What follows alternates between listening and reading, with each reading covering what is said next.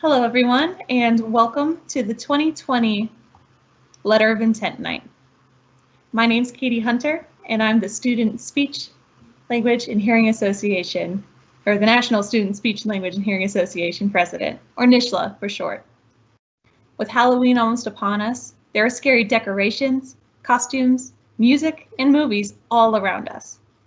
But perhaps the most frightening of all is the thought about applying to graduate school. One of its most daunting components, the letter of intent, sends shivers down anyone's spine without the use of a spooky, scary skeleton. But don't fear. Together, we'll rid ourselves of these shivers and learn how to write a killer letter of intent. Now to Samantha, NSSLHA's Vice President, who will introduce our speaker for this evening. Samantha?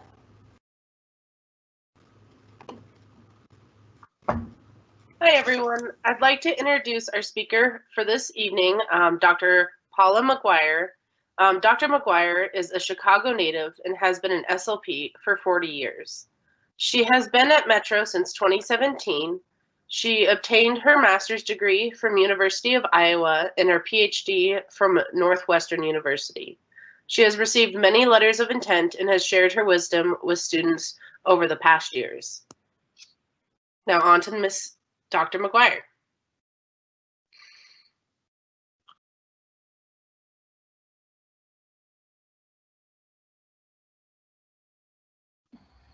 Sorry.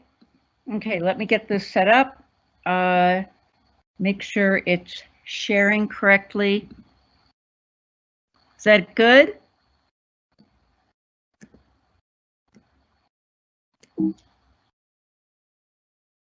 We see it. Looks good. Okay, good. So thanks, Samantha. Thanks, Katie. Katie, that is pretty hilarious. I like your setup there. And what Samantha said is true.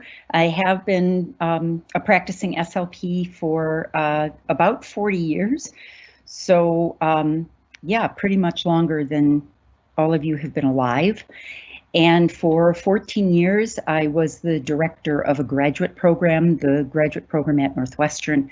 And so I have read a lot of letters of intent.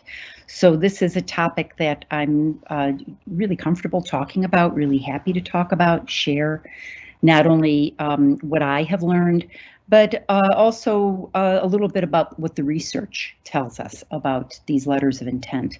So what I want to cover tonight is what it is, what a letter of intent is, why it's so important, some do's and don'ts for writing it, and then a kiss of death, some things that you should absolutely avoid if you want your letter of intent to not make a disastrous impression.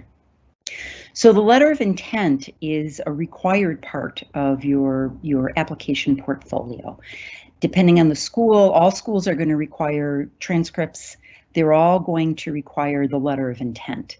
GRE is required at most programs. I'm sure a lot of you are starting to schedule taking the GRE because so many programs do, and almost all programs require letters of recommendation. So I know you're all working on gathering those as well. So what is the letter of intent? Whatever they call it, letter of intent is really a common term, but you know, it might be called your personal statement, or something else. But regardless, this is a formal cover letter for your application. It is your introduction to the committee. Your letter of intent is going to focus on who you are, your backstory, why you want to become an SLP or an audiologist, why you're applying to that program, and why the program should consider your application, why they should put you on their short list of people they absolutely must have in their next cohort. The letter of intent also guides the reader to specific elements that are elsewhere in the packet. So you should use the letter of intent to talk about either grades that are really outstanding, draw their attention to that, or to grades that are problematic. It is appropriate if you have some really poor grades to spend at least a little time explaining why. They will notice those low grades, particularly if they're within the major, and it's important that you couch those, that you explain why they're there. This is also when you are drawing their attention to any significant accomplishments or experiences, etc. In short, you're telling your story. You're letting them know who you are. In Googling around, I found what I think is a fairly recent post. SLP Echo is a blogger, and I thought her analogy was pretty good. You can think of it as that what you're hoping to do via this letter is convince a blind date that they should marry you, that this is a match made in heaven, you and this program, and they absolutely should fall for you and offer you a slot, a seat in their program. I don't know that it's really a marriage, but it's certainly a committed relationship for a couple of years. And the program does view it that way, that you are going to be very present and very much a part of the program for 2 years. And they want to make sure that everyone's going to be happy in this relationship. So probably it's already becoming obvious why the letter of intent is so important. You also want to keep in mind that this is typically the only sample of writing the admissions committee is going to see. And so they put a lot of weight on it. These letters are definitely read. And certainly a lot of programs, they're aware of the possibility that you've had someone else write the letter, but they approach it is with the understanding that this does reflect you.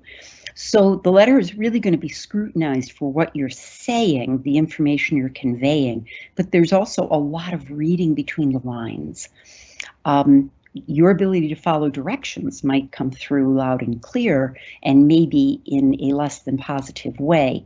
If you have not followed the directions scrupulously, if they ask prompt questions, if they tell you what to include or what not to include, you want to be very careful and follow those. The letter also gives insight into your motivation for entering graduate school and your preparedness for that. They're also going to be very carefully considering whether or not they think you will be successful. That's pretty much the bottom line. They want to admit people who are going to be successful in their program and who will be successful as professionals, that you are going to go out into the world and contribute to the field. So, again, I've said this is you telling your story. You want to describe yourself as a person, as a student, a future professional, a contributor, a colleague. All of those can come through in your letter. What they're looking for is again, everyone's life is better if a graduate program is able to seat a cohort of students that are going to be successful. Programs typically are looking to have a diverse cohort, at least good programs. They like to have a lot of diversity. They like to have students from different backgrounds, students who have are changing careers. This makes for a much more successful, enjoyable group of students. The diversity they're not after are students who are going to be struggling. That is painful for programs. It's certainly painful for the student, but it's painful for the program too. So they're trying to judge if you will be successful in their program. Your letter of intent is often what really sets you aside. There will be other applicants who have comparable GPAs or who have comparable GRE scores. This is how you're going to try to set yourself aside, and you have complete control over that. So you really want to use it. You might not be able to change your GRE, you're just not going to sit for it again, or you can't undo that first pass at a course, but you have complete control over this one. So as you're writing, you want to consider this list of possibilities, things that you want to be thinking about while you're thinking about your letter. So first, why? Why are you looking to continue to study in the field? Where does that interest come from? And is there an area within CSD that really fascinates you?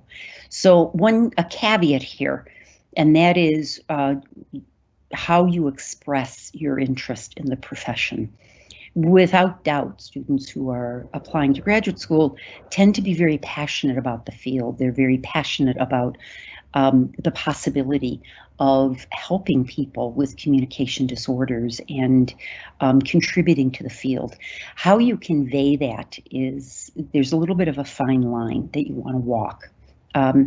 It's not unusual for students to tell a story about what attracted them to the field. And those stories are very important. They give the committee a lot of insight into you. What you want to avoid is anything that is maudlin or over-emotional.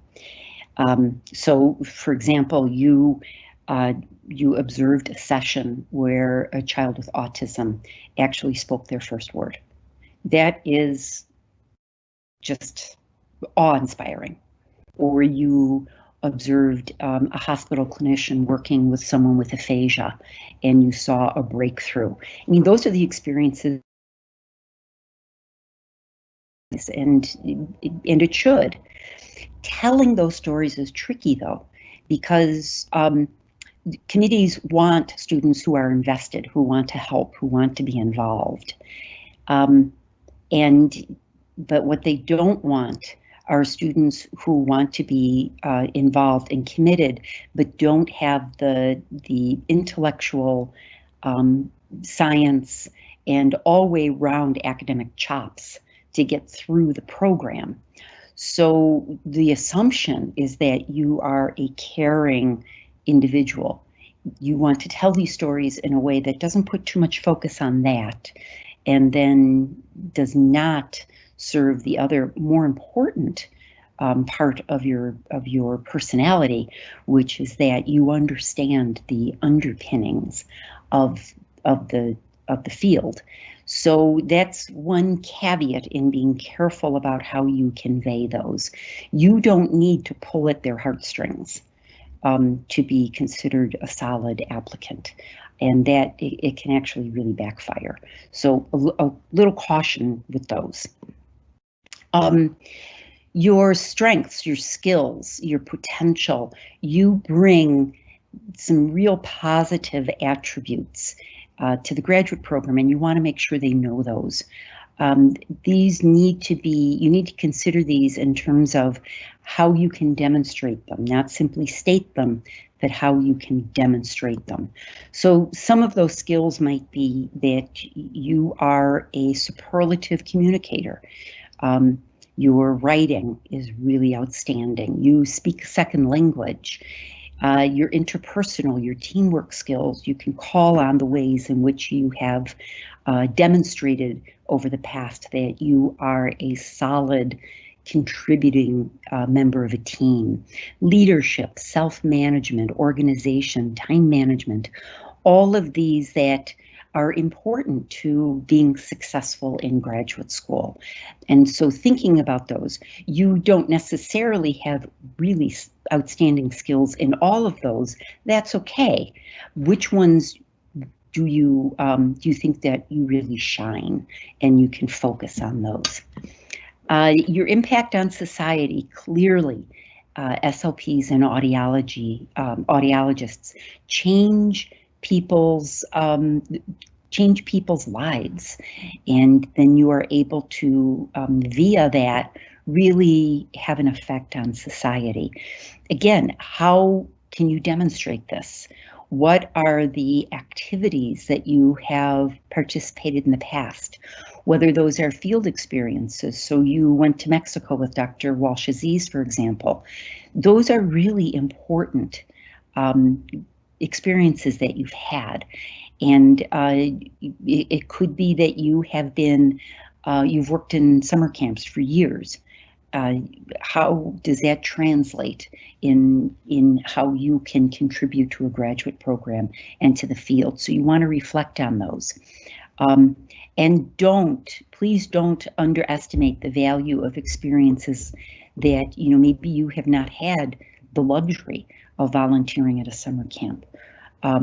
You've been supporting yourself through school by working at a Starbucks or working at a Target.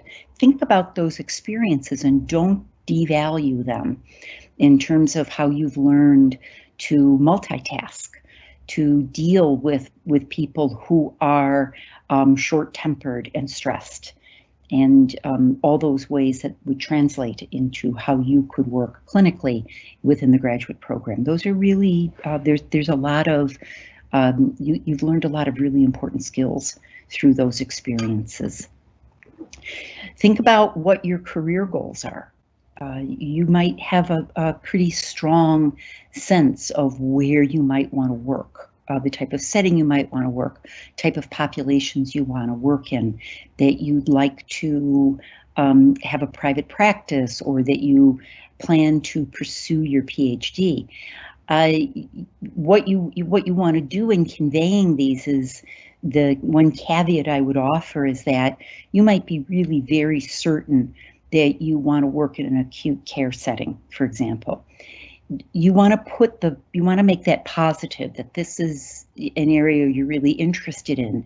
It's not that you don't like kids, or that you think working in a school would be boring. You want to avoid that kind of a statement, because it's possible someone on the committee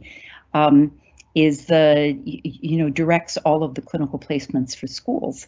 So you don't want to be disrespectful of other settings, just putting the focus on what really interests you. And also with the caveat that you're making these statements before you've really had enough experience under your belt, that you're still open and flexible about all these possibilities. You want to consider why this program. I think it's really typical for students to draft a general letter of intent with the understanding that they will be adding a paragraph or some additional information to customize it for the schools that they're applying to. And you should do your homework for this. So, is there faculty that you're familiar with their research and that you're really excited about taking a class with them, or maybe even working in their lab? Are you aware of clinical opportunities for this program that you find really exciting and you would like, and you're looking forward to participating in them?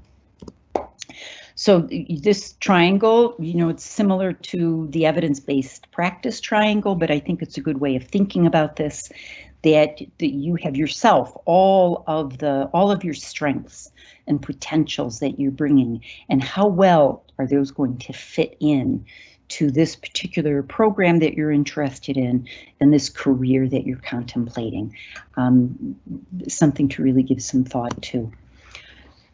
So some do's and don'ts as you're pulling all of this together. First one is, this needs time. You really want to start thinking about this, marinating your ideas, and a really useful way, I think, to do this is don't sit down and try to write your letter, not yet. Instead, over the next few days or the next week, once you start thinking about this, ideas are going to start popping up randomly. Make a habit of keeping sticky notes with you, and write any particular thought on a sticky note, and then some spot in your apartment or in your bedroom, wherever, start putting these on the wall. Don't think about organizing them or if they're valuable or useless. Just any of these thoughts that occur to you, treat them like a gem. Write them down. Don't particularly worry about how you're phrasing it at this point. Just get the thought down. And what you'll see is on your sticky board, your sticky wall, is that you start to get some real themes in terms of your strengths, of what you have to offer, your experiences. And then you can start to write edit, polish, think, this whole cycle that goes into writing a letter. It also makes it a lot less daunting when you are just thinking in terms of these little snips, these tidbits, these gems that are eventually going to evolve into a really strong letter of intent. I might not need to say this, but you don't want to start this, next week. You do it now. Even as you're listening to me, if anything is occurring to you, write them down. Those are the building blocks for this letter. All right, so continuing with do's and don'ts. I said this earlier, you want to look at the program's directions for writing this letter and follow them scrupulously. You want to follow those directions. You're going to write your letter, you're going to proofread it, you're going to edit it, you're going to repeat it, you're going to proofread it again. Ask others to review your letter. And what you're hoping is that they will review it for content, but also for mechanics. You want someone to help you catch all those spelling, grammar, and punctuation errors. And I hope that you caught all of those in that paragraph. They were all deliberate.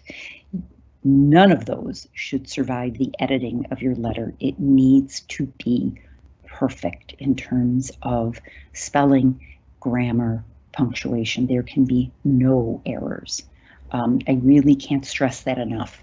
For people who read a lot of letters, for faculty who are always writing, those kind of jump out and stab us in the eyes. So they won't be missed by that committee. You want to be positive, and part of that is trying to use active rather than passive voice.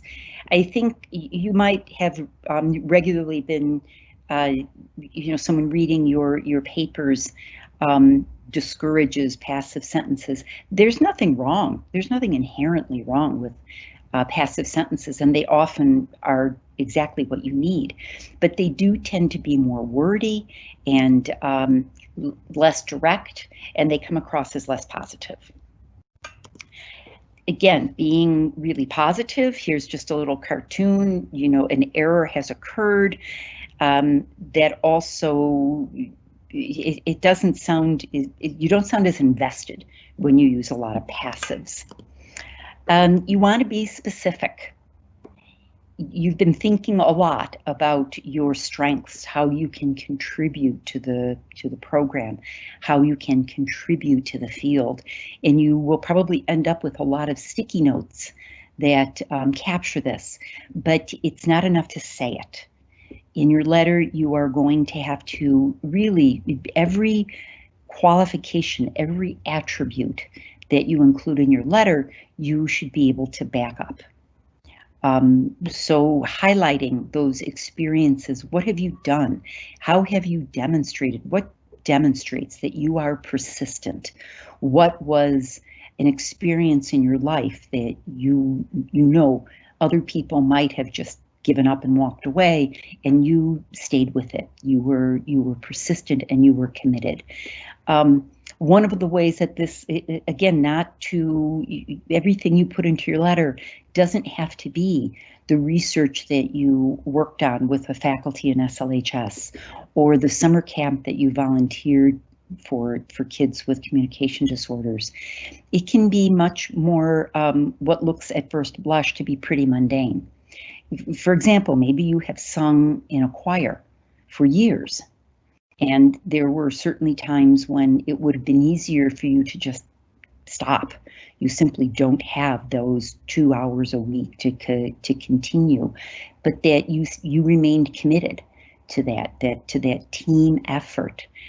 People can count on you, that you will balance all of the responsibilities in your life and uphold your commitments. So I think it's really important that this is not just about what you've done in the field, it's about how you've organized your life, that can come through to the committee. Cliches, avoid them like the plague. which of course is a cliche in and of itself. But all of these are things you might put on your stickies. You are a people person, you know that. You are a super hard worker. So those might be in your sticky notes, but you're not going to put them in the letter.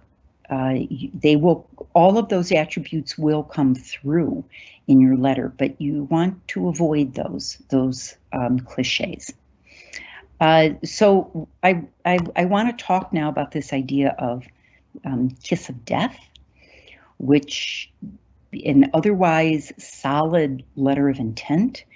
Any of these will make the committee, their eyebrows will all go up, and they are likely to put your application in the sort of maybe not pile, which is what you want to avoid. So this actually comes from a study that was done in 2006. The researchers wanted to know what some of these potential problems were in letters of intent. And this was in psychology, so I don't know of any attempts to recreate this, to replicate the study with speech and hearing programs, but it certainly advanced degrees in psychology. This is another a related field.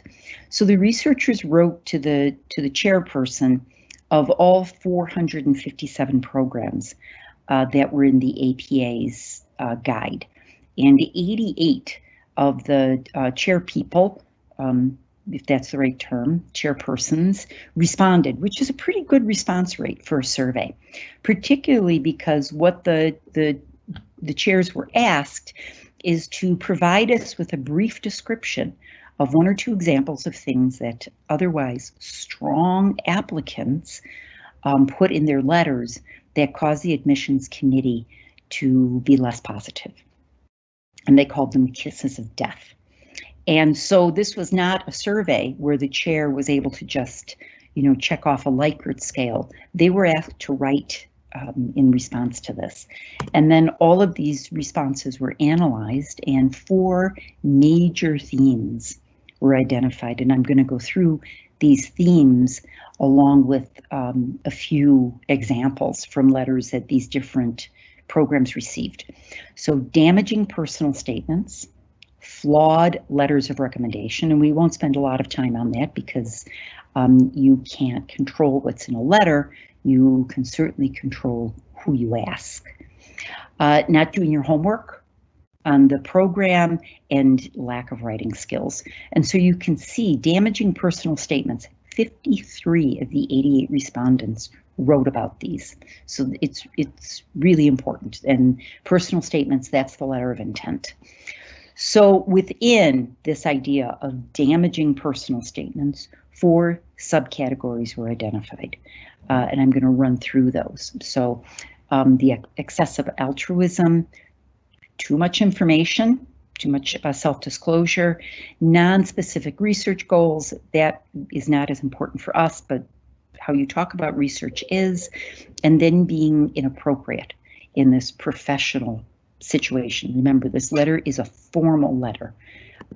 So here are some examples of excessive altruism. I want to help all people. I want to help people because of how much I have been helped. First blush, that might sound pretty good. You have perhaps yourself benefited from speech language therapy. So that really might be a motivator for you, but you don't want to state it that way. You might want to talk about the therapy that you experienced and how it benefited you, but you're couching it in a more clear and professional way. And then that last one, probably some of you are the person that everybody comes to talk to about their problems, but this isn't the place to talk about it. You want to be a little less patting yourself on the back for that. Excessive self-disclosure. Talking about personal problems, talking about your therapy, and again, this is for psychology programs, so this would be psychotherapy. You really don't want to jump into this. You don't want to talk about how you were drawn into graduate study because there was some significant personal problem or trauma for you or a loved one. You want to avoid that. The issue is that graduate school is not a place for you to work on your own problems. It's not where you are going to try to overcome any of your own personal issues. It's academic and it's a career. So along these lines are way too much honesty. So what one program said they got was a letter that included being a recovering drug addict daughter of a sexually deviant and alcoholic mother has given me profound insights into the field of psychology. I imagine that is a true statement and is true. This is not the place to put it. It raises too many red flags about your ability to function at a really high level in the program and to contribute and to not be bogged down by that. That sounds heartless, but or it might sound heartless, but that's the reality. So here's, a list. Too much drama. Don't talk about your love life. Don't talk about drug use or your past criminal behaviors. Be very cautious about disclosing health issues. It's not that these are not important considerations, but they'll come up down the road. If you have strong political or religious views, this is not the place for them, nor is you showing contempt. You don't want to try to show that you are hyper-rational by saying something negative about religious groups. That's a really poor plan. Any type of complaints or excuses for failings in the past you don't want to include. You can use some humor, but you want to be careful with it. This is not a stand-up routine. You won't gain any points that you might indeed succeed in getting a laugh, but it will be at your own expense here. So some statements from the chairs. If you are applying to a clinical program, and of course all of you will be if you're applying to master's programs, you should not list or say that one of your reasons for doing that is because you're not interested in doing research. And here's an example. I understand the value of research, but my real interests lie in working with people with clinical problems. We are hopeful that by the time you finish your degree here at MSU Denver, that you recognize how important research is and that you need to be a savvy, skilled consumer of research because the research is one of the foundations for all of your clinical work. You cannot be an effective clinician if you are not interested in research. You just can't. And so don't go there. Then there are these instances where someone is professionally inappropriate, and I think some of these examples are actually pretty extraordinary. So, someone having the metaphor of themselves as Dorothy on a yellow brick road to graduate school is clever, but it's not effective. Similarly, this someone who actually talked about that they had been in pornographic movies. This is not information you should include in this letter of intent. Excessively religious references. This is probably true for some of you, that you feel that a lot of what you've seen in therapy and providing therapy, that is going to come to you naturally, and you might you might indeed feel down to your toes that this is something you are grateful for, that you see this is a God-given ability. This is not the time to put it in there. Your religious views are not relevant to getting into graduate school. They truly are not. Avoiding anything that's cutesy or clever. So, and again, these are things that these programs have seen, where there's a purple ribbon that you have denoted as your commitment, or including a drawing from your child. No, don't do that. Here's another example: statement of purpose. This sort of thing really boggles the mind of people who have read hundreds of these letters, and the committee knows, or thinks they know, why people are doing this. You're trying to stand out, and you will stand out, but not in a positive way. You want to stand out by again, how obvious you're going to make it that you will be successful in this program. So flawed letters of recommendation, let's move on. You have no control over what someone puts into their letter of recommendation. You do have control over who writes it. So this is another one where I hope you're shaking your head. Who would think this would work? Don't ask your mother to write you a letter of recommendation. She obviously would write you a glowing letter. But no, the people who need to write these letters are people who are most able to speak to your potential in graduate school. And that is if you have to have 3 letters, at least 2 of those should come from academics. They should come from people who've had you in classes. Your 3rd letter could come from an employer, but only if that employer either has insight into what graduate school in SLP or audiology consists of, or they really are going to speak to things like time management, how you work with the public, your ability to multitask, your ability to diffuse tense situations, things that would have clinical application. So the committee is going to be reading between the lines of these letters as well. So your letter writer, you would hope, is not going to say any of these things.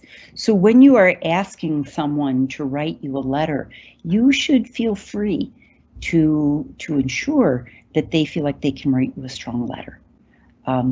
This is your future. Don't feel like you are begging. If you are confident that you're a strong applicant, the people who've had you in class, especially those of us who've had you in multiple classes, we're rooting for you. If you're not sure about that, you can ask. I know my personal policy is, unless I feel like I can write a strong letter, I will decline. Because I think putting this kind of code into letters is,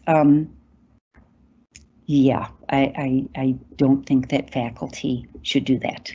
I think, but that's my own personal opinion. I don't think faculty should write letters where they've slipped in a few things to sort of warn the graduate program. I think I find that unprofessional. But again, that's my take on it. You might want to be sure that whoever you ask to write you letters views it the same way. For a huge kiss of death is having your therapist write a letter about you, no matter how positive the letter is. Again, they can be glowing, but if it's written by someone who you should not have asked in the first place, no. And programs occasionally, rarely, but occasionally, will read a letter that the applicant has openly written about themselves. That's no good. No, don't do that. All right, then not doing your homework.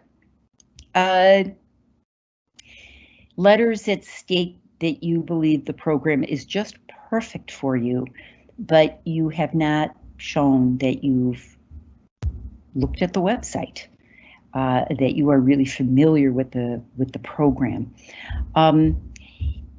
Letters where you are talking about how excited you are to work in this or that lab, and that lab no longer exists at that program, or you're so excited to work with this professor and you missed that professor is an emeritus, that they're no longer actively teaching or doing research.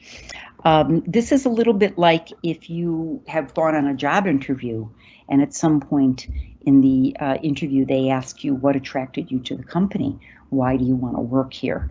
And then you sit there, you know, and what you're thinking is because I want a job, but that is not going to get you that job. And then this last one, lack of writing skills. This is something you really can control and you want to. You want to, you know, I said way at the beginning of this, you know, half an hour ago, that the admissions committee is going to be reading between the lines. They are trying to interpret what you're saying in all different ways. And so here was an example. The student wrote, "I've never really enjoyed the company of other students. I much prefer talking to my professors." We think that what the student was trying to say is I'm mature, I'm very intelligent, I can really function at a high level. But what the admissions committee is thinking is maybe you don't get along well with your peers and that you are going to be hanging out in my office every opportunity you get, and you're not really going to be part of the cohort, working with your peers, collaborating, which they probably don't want. In writing skills, I think one way to think about that is it's not that the admissions committee it's not so much your writing ability per se, but your carelessness and your lack of preparedness. You might really struggle with writing, and that won't keep you out of graduate school. But what your letter is going to show is how careful you were. And if you send a poorly written letter, particularly a letter that has any type of spelling or grammar errors, that's viewed as carelessness. And that is simply not okay. Being careless, being slipshod, rushing does not bode well for what you're going to do clinically. And so it's taken very, very seriously. Poorly written misspellings, particularly now in the age of word processing. There's no excuse for spelling or grammar errors. Most word processing programs like Word underline your spelling and grammar errors. Don't ignore those. What is the spell checker and the grammar checker trying to tell you? Grammar checker might just be underlining and complaining about you using a passive voice. Then you can go ahead and decide if you want to make it active or leave it as a passive. But you really, really want to be very serious about this. Now there are some errors that your spell checker is not going to catch for you. And this is where asking someone else to proofread can be really, really helpful. Spell checker won't catch any of these. And they make a huge difference in what you're trying to say. I'm not sure that you would use refer to yourself as a heroine in your letter, but you want to be a heroine. You don't want to make a reference to heroin. So you want to be really careful. Public and pubic is one that I have seen in letters. Someone talking about their pubic service. That doesn't come over well. And defiantly and definitely. Years and years ago, I got a letter from a student who had not been accepted into the program, and she was writing for insights. She was planning to reapply and hoping she could get some guidance. But in her letter, what she wanted to say was that she would reapply and intended to definitely show us that she would be a student we wanted to admit. But what she said is that she was going to defiantly show us this. Very different meaning. And you don't want to let any of those slip through. Here are some more, not being clear on which version of there, and there you want, and so on. All of these are important. Which brings me to the Oxford comma. We debate on that. I don't think we've even talked about it within the faculty, our faculty, about using the Oxford comma. To avoid any confusion, I'm an advocate. I always use the Oxford comma. It doesn't always matter, so you have these examples. I like my friends, Harry Potter and Beyonce. If Harry Potter and Beyonce are your friends, that's what that sentence actually says. I like my friends, Harry Potter and Beyonce. What you wanted is, I like my friends, Harry Potter, comma, and Beyonce.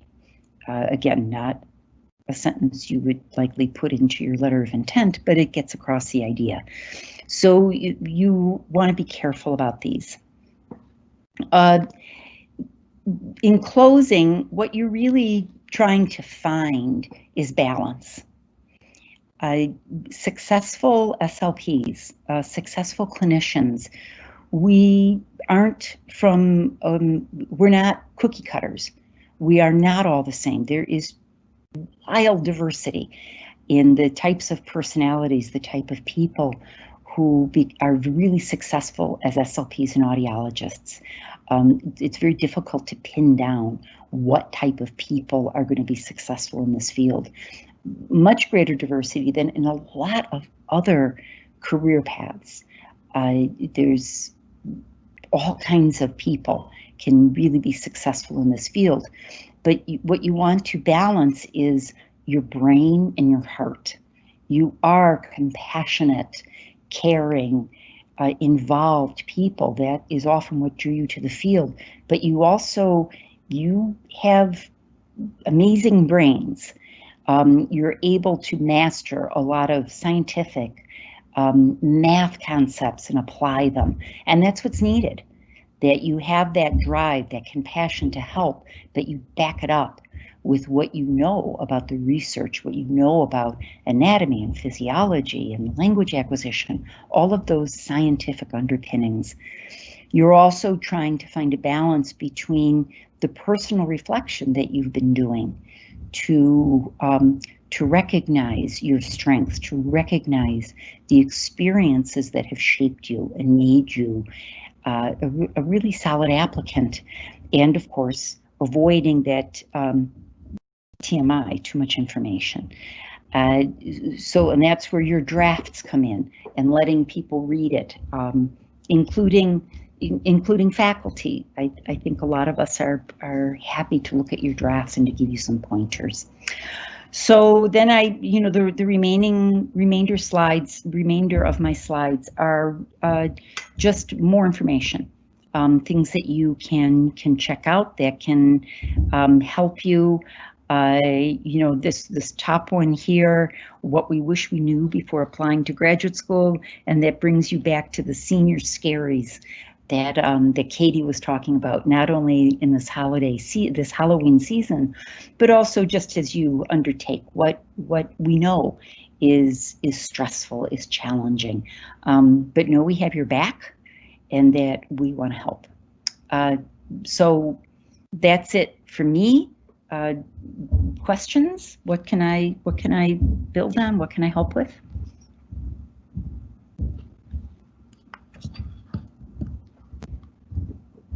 Nothing? Doesn't look like we have any questions in our Q&A right now. Okay. That works for me. Thank you, Dr. McGuire, for that lovely presentation. My great pleasure. Amazing. Now we're going to move on. I have a couple of videos from other students that are graduates of MSU Denver. And now, as I switch it over, there we go.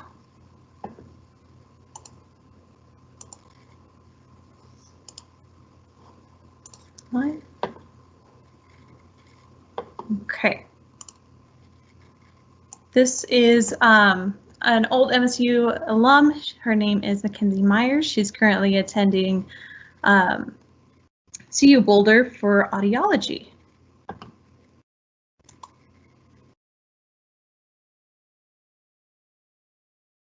We don't have sound. Did you check the box? I didn't see a box. Let's see. Do you want me to give it a try? Sure.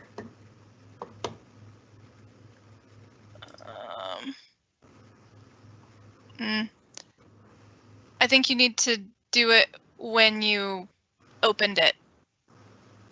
Sorry, everyone, technical difficulties.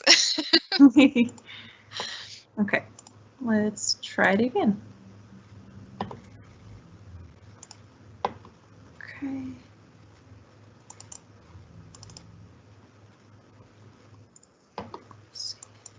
So we're getting videos set up. These, hi, this is Dr. Marsha Walsh-Aziz. So we're getting these videos set up. We have 2 videos, I believe, of some audiology students. They weren't able to attend tonight because they have tests. But they were kind enough to make us these videos. And then we do have a current SLP master's student, Ashley Redwine, on the line to take live questions if you hang on tight. You ready to try again, Katie? Sure. I still didn't get a square to check off, so. Up on, when you went to the share box, it wasn't up on the left? Nope. Okay. All right. Let's do this. I don't think it'll work, but try and play it and see if we get sound. Okay. If not, we'll move over to Ashley. Yeah, that's what I was going to say. Yeah, there's no sound. Darn it. Okay. Well. Katie, can you send those to me because I do have that option. So if you send me those, then we can get them set up, but Ashley can kind of join us now. Sounds good. Ashley, you'll have the floor. As Dr. Walsh-Aziz mentioned, she is a student in an SLP program and will share her story with us now. Ashley? Okay, hi, my name is Ashley Redwine. I am a current master's SLP student at Abilene Christian University. I did my leveling at Metropolitan State University of Denver.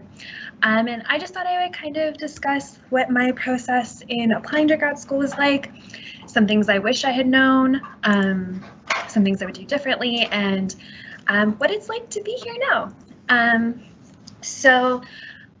The first thing I wanted to talk about was just keeping track of your documents after you submit them. That was my biggest hurdle when I was applying to grad school, and it caused me a lot of stress. So essentially what happened was I submitted my final transcript, and then a few weeks went by, the deadline or the processing time that I was told passed, and they were telling me they still did not have my documents, and it was not listed in my CCC profile. And I ended up having to call them, and spontaneously it did appear. I have no idea what happened, but that was kind of my intro story, not to scare anybody, but just as a reminder and a really good learning opportunity for me to make sure that I'm keeping track of what I've submitted and where it's at, and making sure that I'm holding people accountable to what they're telling me the timeframes are going to look like. So that was my first big thing that I wish I had done differently. I also think it's important, there's a lot going on right now, School is hectic, and then you're trying to apply to grad school on top of it, which is almost like a second job sometimes. So just making small goals from here until December into January, whenever the deadlines are, as a way to kind of help you manage how many little things you're needing to do.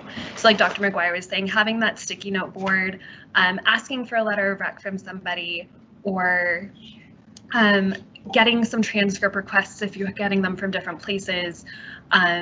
Anything that you can do to kind of lighten your load as the deadline gets closer is super, super helpful.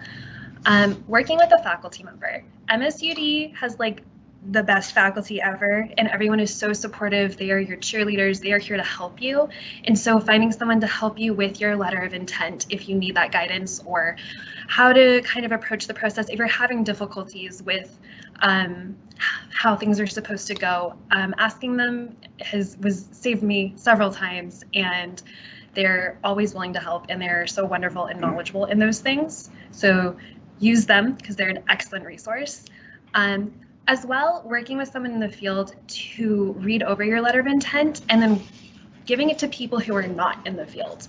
I find that the people who are not in the field can kind of pick up more on those grammatical errors and things, and getting it to as many people as possible to read, to look at like how much sense it's making. Even if it makes sense to you, it doesn't always make sense to other people. As well, reading it out loud. I do that with my papers as well, and that's super helpful. Calling or touring, I know that's really difficult with COVID, but if you're able to call the program and get some more information to learn more about certain things, you might have questions. Certain programs will reach out to you if you have them as like a school you're planning to apply to. But even just yourself seeking out programs, especially if they're top on your list and you really want to go there, making sure that you're asking those questions and exploring so that your letter of intent really shows how much you want to go and that you're clear on what the expectations are for you. Make an Excel spreadsheet. So have a list of all of the schools you want to apply to, all the deadlines, all the costs that are involved, their address, and then maybe a note or two about what their letter of intent looks like. If it's asking about a time in your life you failed, or if it's asking about your motivation to be an SLP or an audiologist, whatever it is, to kind of keep yourself in line for what's happening, because you can end up with a million Word docs and get really confused really quickly. Speak to your strengths always, and remember your why was a huge one for me. Even if it's not, like Dr. McGuire said, something that was really emotional and that is your motivator, but you can't really talk about it in that sense, keeping that close to your heart can be really helpful. So I definitely recommend just constantly for your why. Why are you doing this? Why are you motivated? And hold that very tight. As well, just be kind to yourself. There's a lot going on and it's really stressful, so make sure that you are treating yourself with kindness and knowing that it's all going to be okay. No matter what happens, you will get through it. Yeah, I was also asked to talk about some things I enjoy about grad school. It's a lot of fun. As stressful and crazy as things can get sometimes, it's so much fun. It's amazing to finally get to put some of the things that you're learning in classroom into practice. I'm starting to do assessments and applying how I learned how to give an assessment to a client, like how that looks. I can now kind of see how that works in real life. And so getting to see the real world applications to those things has been really rewarding, as well as your cohort kind of becomes your family, and it's people that you love and that can help you and support you through these. So I'm enjoying those parts a lot. Yeah.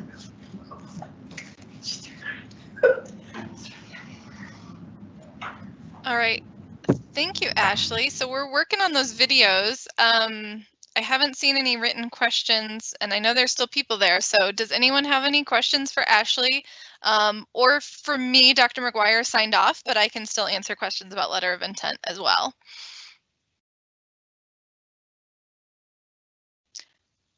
And while people are thinking, I have a question for Ashley. How's it been going with COVID? Like, what's your how's your classes virtual versus in person? How are you working with clients? Yeah, it's really hectic. So what our schools decided to do is they split our cohort in half, and essentially throughout the week, half of us will go one day and half will go a different day for the same course, or half will Zoom online and half will come to class, and then we swap so that they're able to keep distance within class. We're mandatory masks. And then we have to take our temperatures every day, twice a day, just to kind of keep track of health things. And as soon as someone gets it, like everything shuts down, we go full online. But so far we've been good. Yeah, I saw a client today and everyone else wore a mask. She was a little one, so she didn't have to, but we're doing our best. It's a lot. That sounds good. We do have a question. What is the process of choosing schools? In terms of like which ones you want to apply to, or like accepting? Yeah, I think that's what I would, and that was actually going to be one of my questions for you if no one else had it, because I knew it would come. Yeah, like I would say, like, what made you choose which schools to apply to, and then Absolutely. like maybe ultimately what helped you make a decision once you had acceptance letters. Sure. So when I was applying, what really was important to me just as a student, how I learn, small class sizes, and then having a relationship with my cohort and my professors. The schools I got accepted to, I actually also ended up interviewing for, so that I think helped too, just in the sense that they got to know me as a person more directly. But yeah, I was picking schools and I have a more interest in older clients or like stroke and things. So the school I go to now has a separate clinic for those types of clients. And then that was really important to me. And then the school I chose had that value system of having close relationships. So I think that you kind of have to pick the things that you think are valuable to you, like how you thrive in your learning, and you can decide which schools are going to offer you that best opportunity to do those things. And that usually helps narrow it down, I think, a lot, or it did for me at least. Here's the more quantitative question that I know students ask. How many schools did you apply to? Well, because of my hiccup with my application, with my transcript not coming in, I actually ended up missing a few deadlines. I think in total I applied to 7, okay. I think. Yeah. But that was a lot. That was okay. It was maybe too many. I haven't seen any questions in yet. Yeah, I mean, 7 is, I think, an average number, maybe slightly above average, but not by much. Yeah. I know, and this was a decade or more ago, more than a decade for sure. I applied to 5. Mm-hmm. So that's, I think 5 is a manageable number. 5 is a number, yeah. I would also give the caveat that most applications, although maybe they're waiving it right now because of COVID, but most applications do have some sort of monetary amount that you need to pay. So you need to take that into consideration too when you're deciding how often or how many you're planning on applying to. Because back in the day, I want to say it was almost $80 per application. It ranges from like 50 to 80, I think was how much I paid per application. Yeah. There was a couple that I was like, wow, that's pretty cheap. And then I realized I was still paying for people to just like get my stuff. But it is what it is. Like, yeah, that's something I definitely, if you have an Excel spreadsheet, if you're that type of person, that's definitely something to include to kind of see how much you're spending and like what your budget is. Yeah. Because the GRE costs, like applications, like it totally adds up. Yes. And that's what I mean. It's not just the fee, but yes, how much the GRE costs you, and then if you have to get how many transcripts you have to get sent, all of that can total up. So just keep that in mind as well. Seeing if there's any other questions. Nobody's posted them, and Katie's poor computer is trying to upload the videos to me. so we can hopefully play them, because we do want to represent our AUD audiology students, because that's a slightly different experience. But yeah, you said you were Abilene, is that right? Mm-hmm. Where is that? Abilene is in Texas. That's what I thought. Okay. Yes, yeah, it's a small town in West Texas, which I remember Dr. McGuire gave a presentation last year, and she was like, "It's just 2 years, it's 2 years," and that was kind of the mentality I had to take on. And it's fine. I'm too busy. It doesn't even matter because I don't have time to do anything, so it's fine. Yeah. And I mean, my personal, and I am biased because I've done it twice now in my life, is get out of your comfort zone if you can. That can be a luxury, and I know that, but just living in another state gives you a different perspective on culture. Even the way the field addresses things can be slightly different depending on what state you're in.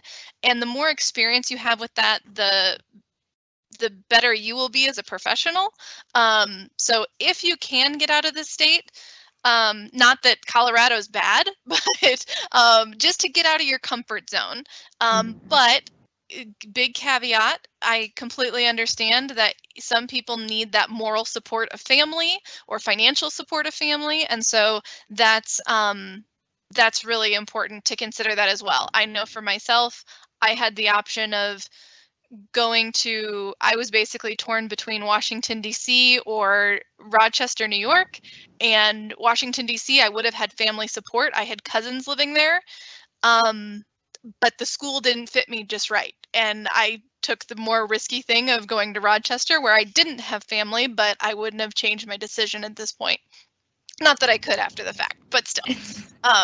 So yeah, so you really have to, as long as it is a ASHA approved school, you'll be good. As long as it's an accredited program, you're good. At what point in the semester in your undergrad did you start applying to grad school and take the GRE? Ashley, what was your experience with that? I started studying for the GRE. My answer is not great. I started studying for the GRE the summer before I went to MSU to level, and I took it middle of September. And then I started opening my CIDCAS account and started working on that around now, last year. Okay.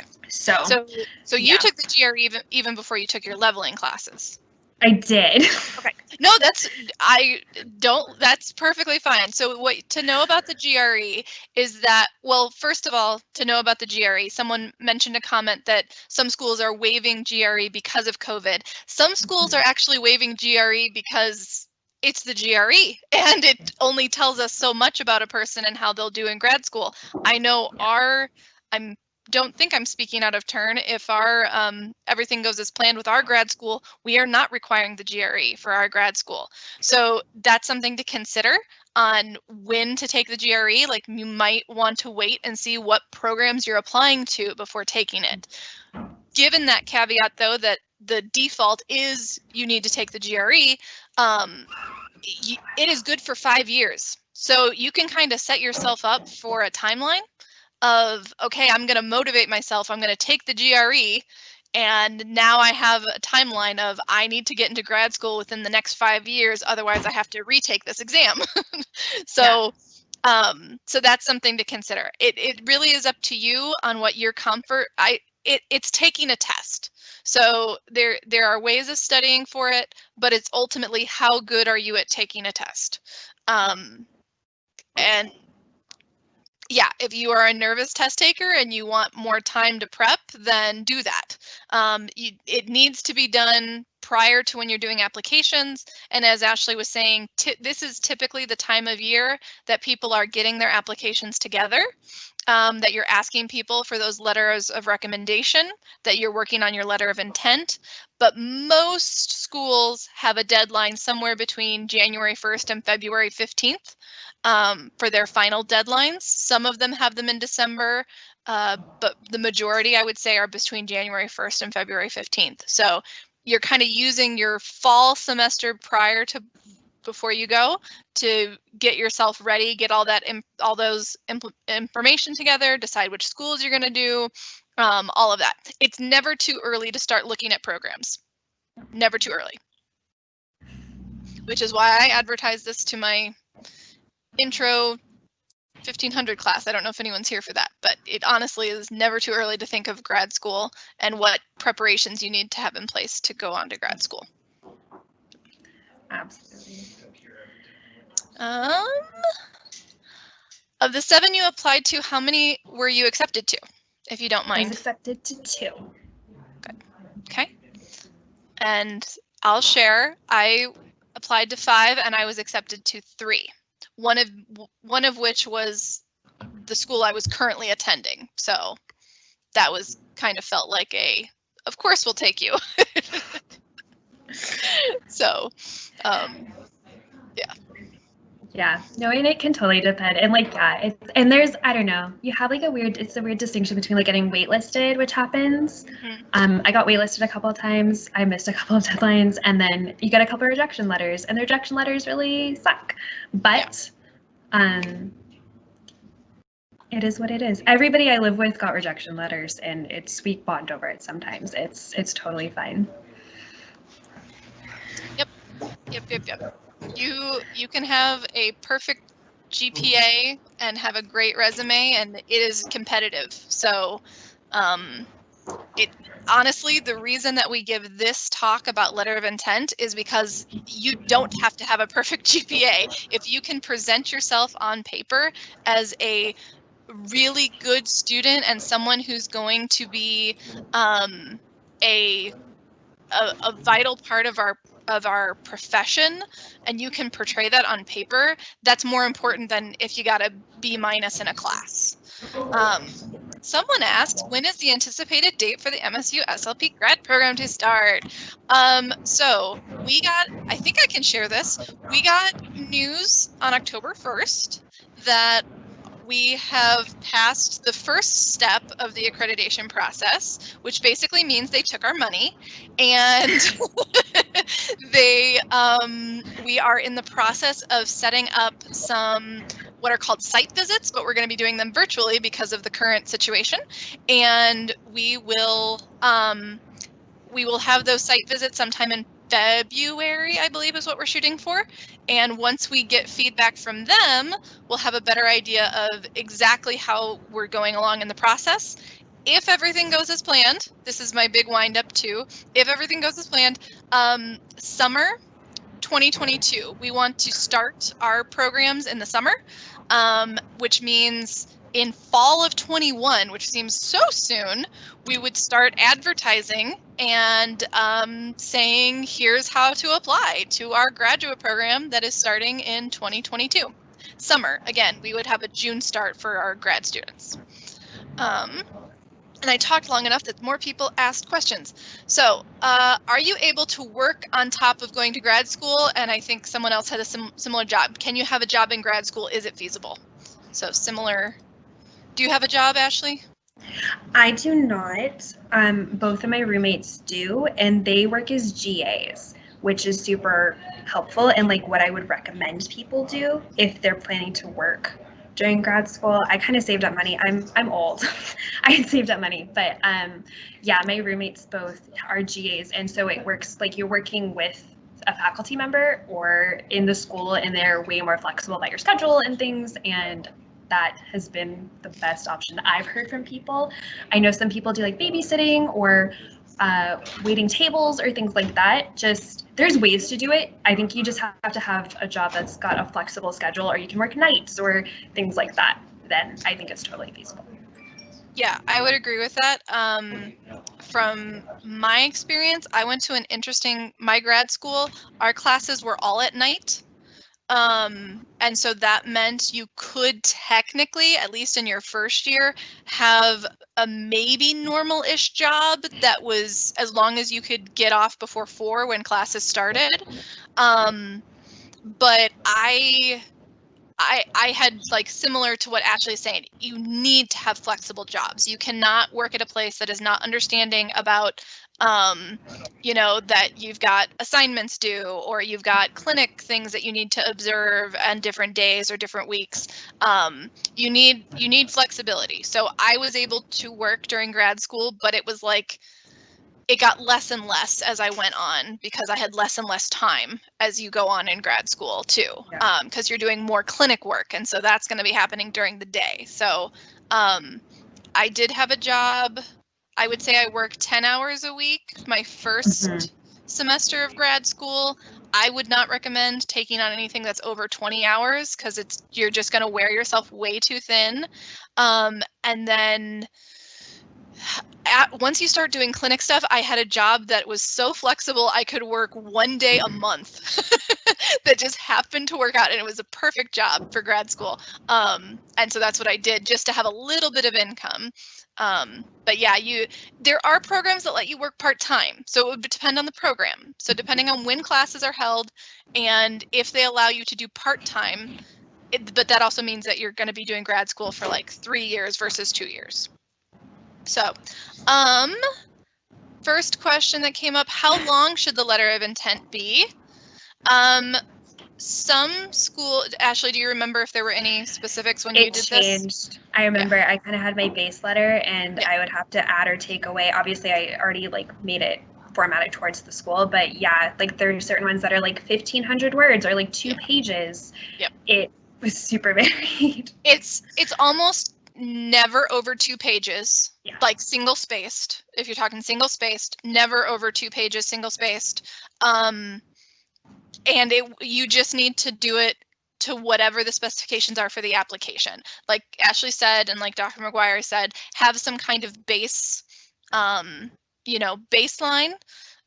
But then that you can add, a paragraph or a specific sentence about the school or a specific person you want to work with, that makes it that you've catered it towards that school. But yeah, like a page and a half if you really need to be longer, but definitely not more than 2 pages. And again, go with whatever the requirements are for the application. Is MSU Denver planning on cohorts every 2 years or every year? We are planning every year. So the thing is, since we're starting the program, we have it worked into the rotation of slowly increasing our cohorts.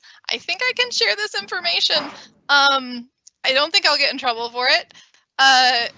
Just as a background, and again, everything has to get approved. We're starting small, and I'm doing this off of memory. I'm pretty sure we're only starting with 12 students our first year. So the first cohort would be 12 students.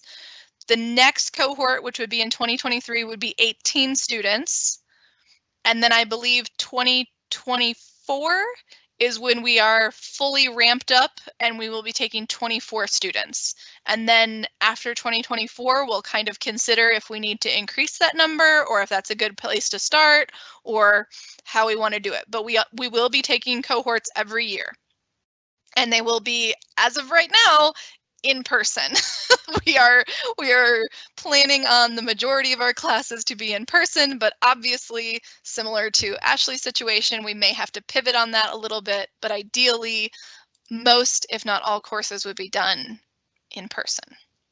So, yes. Happy to answer questions about that. I really hope I could have shared. I hope it was okay for me to share that information. Again, big caveat, that's still all work in progress, but that is what we proposed to make it work. So, Katie, any help with the videos? Are they there? I don't see them yet. I sent them to you. Okay, I don't, in my Gmail? Yep. We've got another question as we're looking through that. Ashley, how many students are in your cohort? 30. Okay. Which is up from 29 from last year. So, yeah, we're pretty big. Someone asked what a GA is. Oh, it's a graduate assistant, or I guess TA is another way, like a teaching assistant or graduate assistant. Yeah. A graduate assistant maybe has something, maybe has duties that are more like clinic or research based, or sometimes those are called research assistants or RAs. So yeah, different places have different descriptions of them. And different responsibilities, I'm sure, too. Yes. Yeah. You're often either paired up with you're typically paired up with a faculty member to either assist them in their teaching duties or research duties or whatever kind of duties they might have. Katie, I'm sorry, I don't see it. Oh, wait, I see it. Oh my gosh. I'm so blind. Yay! Sorry. We're making progress, slowly but surely. Okay, let's see. You've been wonderful, Ashley. I'm going to see if I can put...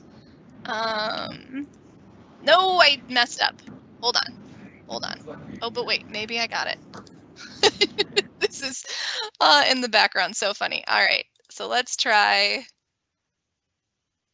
Okay, Katie, tell me if you can hear it once I start. It's still loading, but let me start it. Hi, my name is Mackenzie, and I can hear it. am an alumni of MSU Denver from the SLHS department. Now I am an AUD student at CU Boulder. This letter of intent night was super helpful for me in creating my application, so hopefully I can also help make it informative for you. When writing my letter of intent, I created a template for myself that I used for all of the schools that I applied to. I began by explaining how I was interested in the field and what I would like to accomplish in the field and my goals for my career. I also talked about my experience in the populations I've worked with and what populations I would like to get more experience with. After that, I talked about my strengths and what I felt like I could work on and how that could help me in grad school to be a successful student. Lastly, I talked about why I wanted to apply to that school and what made me want to go there. And then I also talked about kind of what research they're doing that I would also be interested in. After several drafts, I went to the writing center so that they could help me, and I also gave it to other people, friends, and family members so that I could get feedback to write more drafts. Once I finally got to the point where I felt like it was the best I could ever do, I think that was probably the best piece of writing that I've ever written. So since every school has different deadlines and different things that they want as part of the application, I created a binder with a different tab for each school to keep track of everything. I kept a checklist of everything they wanted and then important notes for the school that I felt had an impact on me and why I wanted to apply there. Also, just a piece of advice is that applying for grad school can be really intense, and I definitely doubted myself a few times. So just know that to have faith in yourself and your abilities, and all the hard work will pay off in the end. Just know that because I know it is a super intense and stressful time, especially right now with COVID going on. But aside from learning so much in such a short amount of time in grad school, my favorite thing is just building relationships with my peers and my professors and knowing that I have them there for support, whether it be academic or otherwise.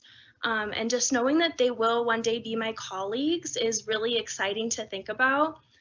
So if you do need help with anything or you have any questions, you can always send an email to me. My email is mackenzie.myers@colorado.edu. So MacKenzie.myers@colorado.edu. So feel free to send me an email.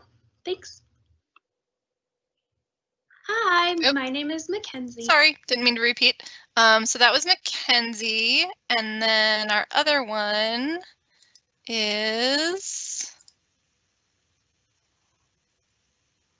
should be Claire. So let's press play on Claire.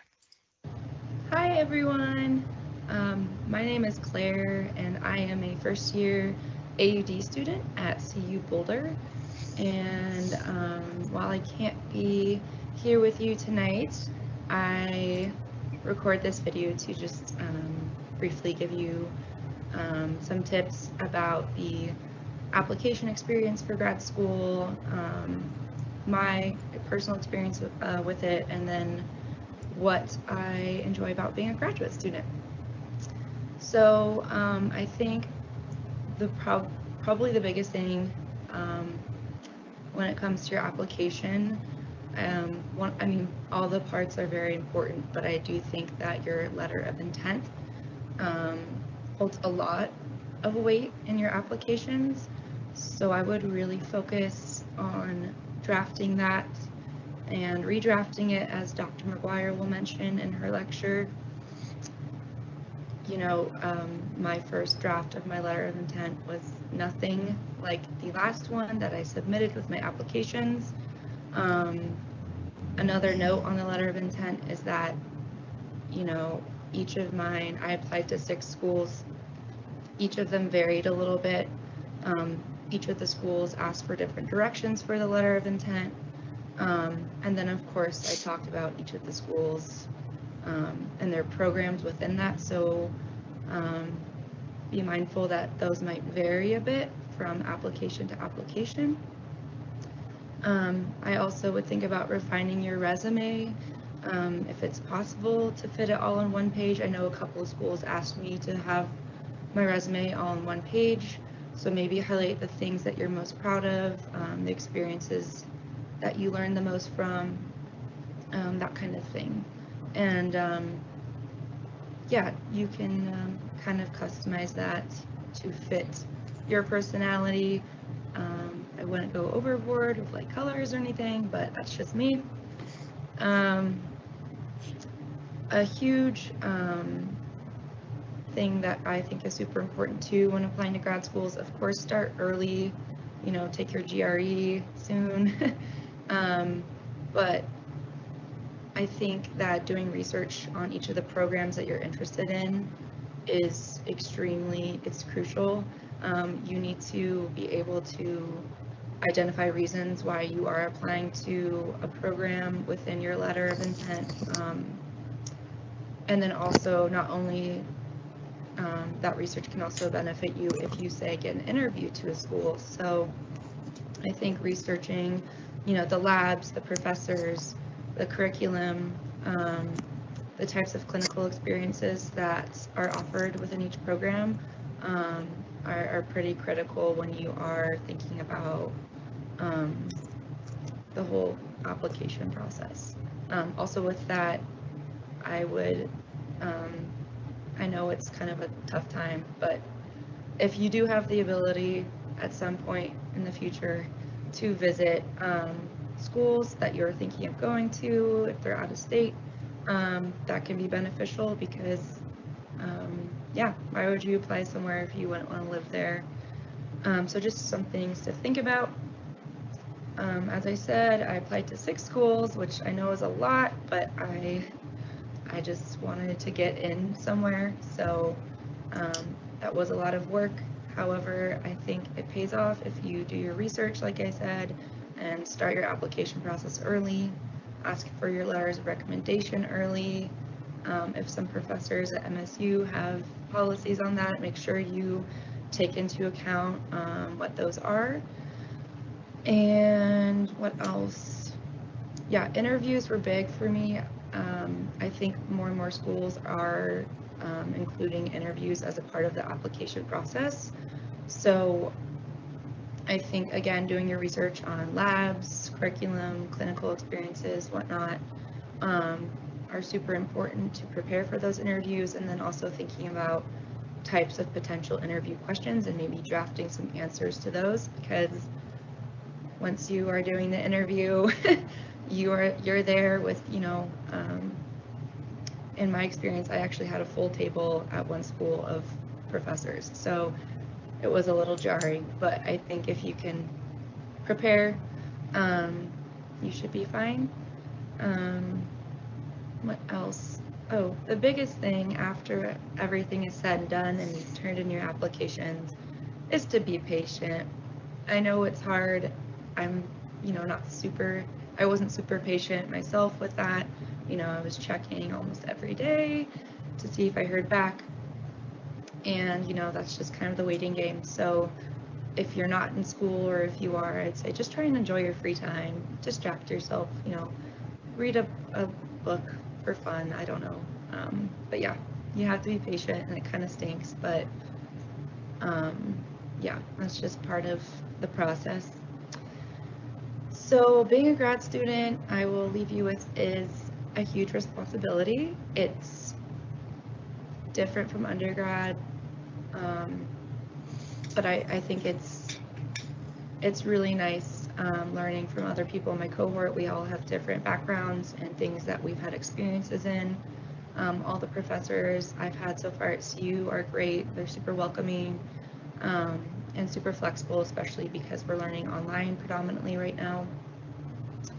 It's really neat to be able to work in the sound booth and start using all the equipment and becoming familiar with that.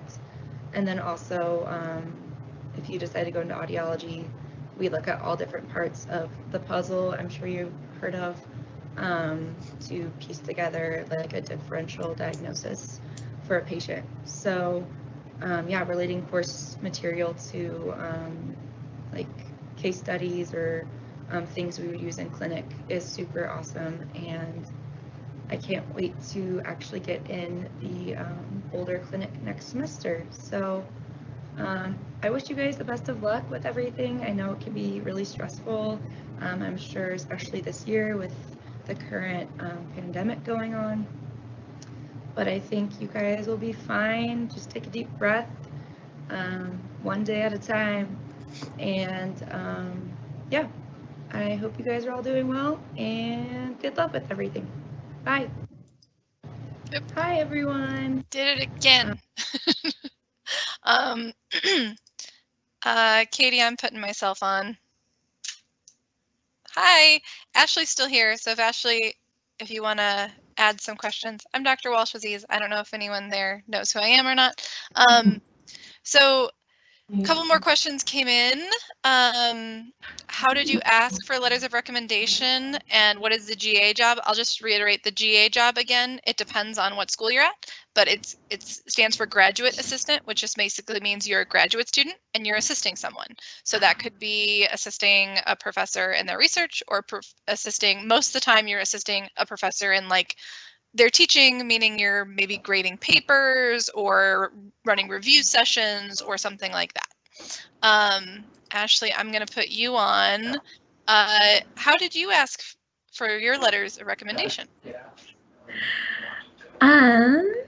So I wrote 2 of the most carefully worded emails I have ever written in my life to professors. I kind of looked at the classes I was leveling in and I was really enjoying, and that I thought I had good grades in, and I thought I had good rapport with the professors, and I thought that they would give me good letters of rec, like Dr. McGuire said. I don't think anybody at MSU would give you a letter of rec if they didn't think they could write a good thing about you, but just in case, I kind of reviewed all those things, and then as carefully as I could, I just told the professor how much I valued their learning from them and their expertise, and I used that as a way to segue into, I would really appreciate it if you would write me a letter of rec. And then they got all the thank you notes and hugs and everything for me, because I know it's a big ask sometimes, but yeah, just choose professors that you genuinely feel like you're loving what they're teaching and you appreciate,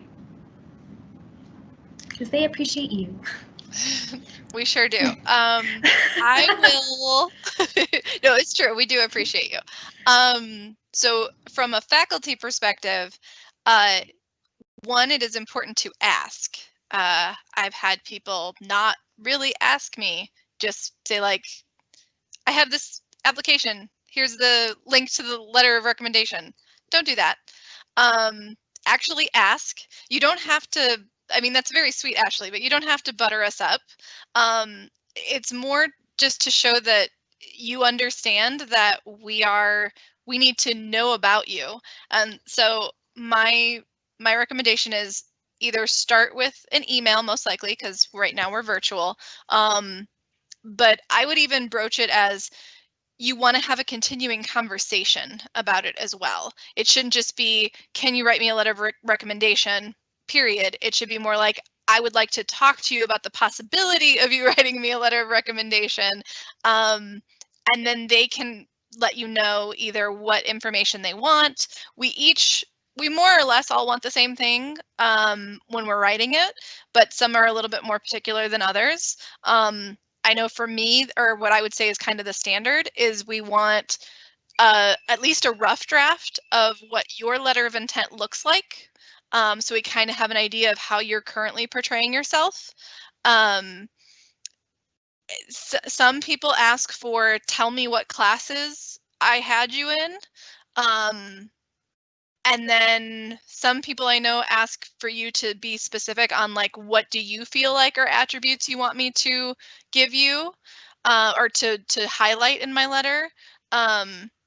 And I always ask for a resume as well, because I kind of want to know a little bit more than just what you've done in class. I kind of want to see what you've done big picture. And that's really important, especially if the person you're asking hasn't had you in class more recently or haven't had you in person. So my recommendation is ask, and then ask to have it be a conversation that you want to talk to them about it, not just you're asking and then that's the end of it, but that you want to find out what information they need. And then also you want to, I mean, for me, it's getting to know that student just a little bit more, especially if I feel like I need to do that. But I appreciate that as like a standard of just, let's have a meeting and talk about what are your goals for grad school, what got you deciding to do this. Just even of that little background information is good information for us to share on our end. So yeah.